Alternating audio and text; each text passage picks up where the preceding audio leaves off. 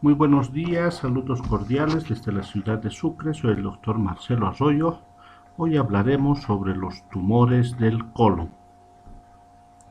Los tumores del colon pueden ser benignos o malignos. Los benignos, en su gran mayoría, son derivados del epitelio y estos se manifiestan como pólipos, o sea, un levantamiento sésil o pediculado que se forma sobre la mucosa. Pero también hay tumores benignos de estructuras de la pared. La gran mayoría de los tumores malignos son derivados del epitelio. Una clasificación muy usual resume de esta manera. Los tumores benignos pueden ser epiteliales con tendencia neoplásica, como los pólipos adenomatosos, tubulares, tubulovellosos o vellosos. Los tumores benignos epiteliales no neoplásicos, como el pólipo hiperplásico, el inflamatorio, el pseudopólipo amartoso o de tipo juvenil. Y los no epiteliales, como los hemangiomas, leiomiomas o lipomas. Mientras que los tumores malignos tenemos el adenocarcinoma, el carcinoide, el linfoma, sarcoma, melanoma y el carcinoma escamocelular. Hablemos un poco de los tumores benignos. De acuerdo a la clasificación anteriormente descrita, vamos a hacer énfasis en los tumores benignos que pueden convertirse en neoplásicos. Son los pólipos epiteliales neoplásicos. Dentro de estos tenemos a los adenomas tubulares, los adenomas tubulovellosos y los vellosos. Los tubulares son el 75% de los pólipos neoplásicos, los tubulovellosos el 15% y los vellosos corresponden al 10%. La tasa de malignidad de los adenomas tubulares es del 5%, de los tubulovellosos el 22% y los vellosos tienen un 40% de probabilidad de convertirse en malignos. El carcinoma invasivo es poco común en los pólipos menores de 1 centímetro, pero se vuelve cada vez más frecuente con el aumento del tamaño del pólipo y más aún si es velloso. El pólipo es una protrusión de tejido neoplásico por encima de la mucosa plana del colon.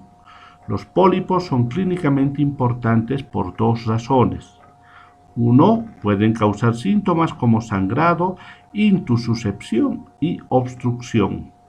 Dos, algunos pólipos pueden ser precancerosos. 30 al 40% de los adenomas progresan hacia el carcinoma. Los pólipos pueden sugerir como únicos o múltiples como un componente de un síndrome polipósico. El 75% de los adenomas son tubulares, los cuales son generalmente pequeños. Tumores malignos.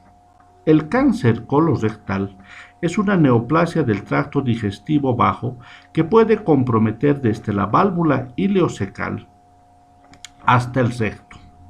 Se define como cáncer rectal aquellas lesiones cancerosas localizadas hasta 12 centímetros del margen anal. La mayoría del cáncer colorectal son adenocarcinomas en un 95%. Dentro de los subtipos menos comunes se incluyen el linfoma, el tumor carcinoide, el leiomiosarcoma y otras lesiones metastásicas de otros cánceres primarios. Epidemiología del cáncer colorectal. Es el segundo tumor maligno en incidencia y es la segunda causa de muerte por cáncer en los Estados Unidos.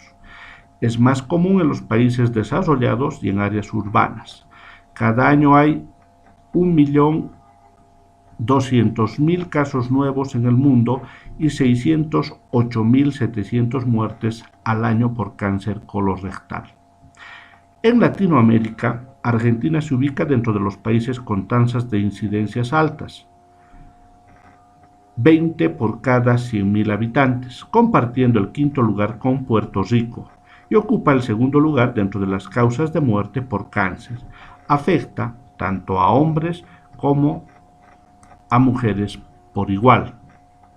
El 90% se presenta en mayores de 50 años y el pico de incidencia máxima es entre los 65 y 75 años. Solo un tercio de los casos son detectados en estadios tempranos. 80 al 90% de estos son curados, siendo avanzados el 60% aproximadamente al momento del diagnóstico. El 70% del cáncer colorectal se ubica en el colon y el 30% en el recto. Etiopatogenia. Se ha comprobado que en la mayoría de los cánceres de colon se cumple la secuencia adenoma-carcinoma. Se ha visto que el gen supresor tumoral APC está mutado en el 85% de los cánceres colorectales. Otro gen alterado es el KRAS, un oncogen, que está activado en el 50% de los adenomas grandes, mayor a 1 centímetro, o adenocarcinomas. Hay otras mutaciones, dentro de las que se destacan el P53 y genes reparadores de ADN, encontrándose un 10 a 15% de mutaciones en estos casos de cáncer colorectal esporádico. Dentro de la etiopatogenia del cáncer colorectal se pueden describir factores de riesgo.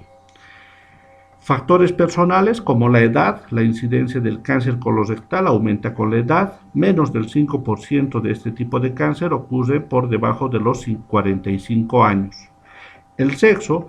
La mortalidad de cáncer colorectal es 25% mayor en hombres que en mujeres.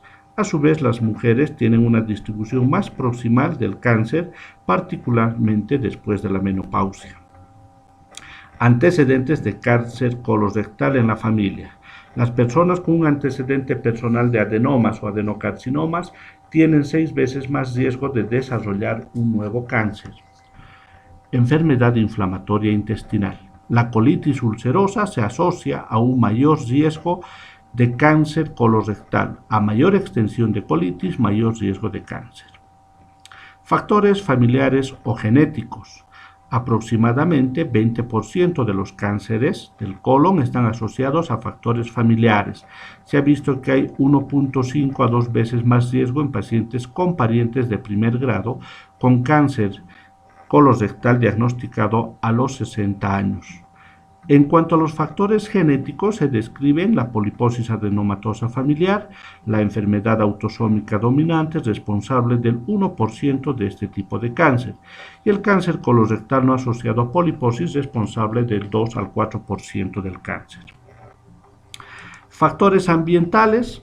La dieta y nutrición, el consumo de carnes rojas y procesadas, carnes cocinadas con humo, el beber moderado, un índice de masa corporal en rango de obesidad y consumos de leche no fermentada son factores de riesgo. Déficit de vitamina D ha sido asociada a un mayor riesgo. El tabaquismo también se ha asociado con el aumento de incidencia y mortalidad de cáncer. Radiación pelviana. Se recomienda el tamizaje de cáncer cada 5 años en pacientes que han recibido más de 30 GAIs. Otros, el uso de terapia antiandrogénica en pacientes con cáncer de próstata aumenta el riesgo de cáncer colorectal. Y factores protectores destacan el consumo de calcio, folatos, la vitamina B6, alta ingesta de frutas y verdura, la actividad física y terapia de reemplazo hormonal con estrógenos y progestinas combinados. El uso de aspirina y AINES se han asociado con reducción de riesgo de adenomas y por ende de cáncer colorectal, así como también el riesgo disminuido de muerte por esta misma causa. Manifestaciones clínicas. El cáncer colorectal puede presentarse en varias formas clínicas, sin embargo, la mayor parte de ellas son propias de etapas avanzadas. Asintomático. La forma inicial de la enfermedad, caracterizada por la presencia de pólipos adenomatosos o adenocarcinomas iniciales, no presenta síntomas. Tumores de colon derecho. Se manifiesta principalmente con anemia ferropriva, sangrado oculto en heces, cambios del hábito intestinal, constipación o diarrea, dolor abdominal o masa palpable. Tumor en colon izquierdo presenta síntomas obstructivos, hematoquesia o rectorragia intermitente. Tumores rectales presentan tenesmo, pujo, deposiciones acintadas, cambio del calibre de las heces, dolor al defecar, rectorragia, moco, pus y sensación de recto ocupado. Es obligatorio tener datos a través del tacto rectal, que puede aportar la presencia de una masa tumoral rectal. Por otra parte, el cáncer colorectal puede presentarse en situaciones de urgencias como obstrucción intestinal baja, 15 a 20% de los casos, peritonitis aguda con perforación del colon, del 1 al 5%, o hemorragia digestiva baja, menos del 1%, siendo marcadores de mal pronóstico. El diagnóstico se hace a través de una buena historia clínica y el examen físico, que no debe obviar el tacto rectal. En pacientes asintomáticos se debe realizar tamizajes diagnósticos después de los 40 años, en casos de antecedentes familiares o genéticos. El seguimiento anual a través de sangre oculta en heces es una prueba de tamizaje. La presencia de síntomas descritos obliga a la realización de pruebas de gabinete. El colon por enema puede realizarse al inicio del plan diagnóstico o en caso de colonoscopía incompleta. Se puede observar signos radiológicos como el signo de la manzana mordida o corazón de manzana. Una imagen obstructiva corresponde a la llamada imagen en saca-bocado, que es una falta de llenado o paso del medio de contraste hacia las porciones proximales del colon. La colonoscopía se realiza frente a la sospecha clínica de un cáncer colorectal. El método diagnóstico de elección es la colonoscopía con biopsias. Además, permite la resección de pequeños pólipos.